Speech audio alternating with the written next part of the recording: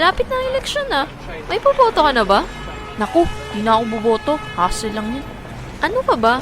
Madali lang kayang bumoto. Tsaka pag di ka bumoto, you're not exercising your right to vote. Exercising my right to vote?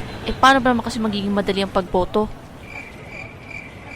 Ngayon pa lang, kilalanin mo na yung mga kandidato.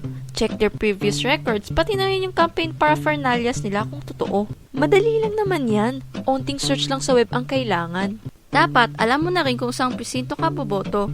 Kung hindi pa, mag-log on na sa www.comelec.gov.ph at alamin sa Precinct Finder feature na makikita sa kanilang website. Sa araw naman ng pagboto, pumunta sa assign na presinto at kunin mula sa Board of Election Inspector ang marker, secrecy folder at balota.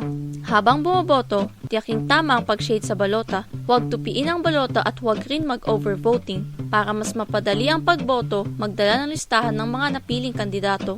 Pagkatapos bumoto, ipasok sa PCOS machine ang balota at siguraduhin na ilagay ito ng maayos. Huwag din kalimutang magpalagay ng indelible ink at mag-iwan ng thumbprint sa Election Day Computerized Voters List. Ganyan lang pala kadali bumoto eh.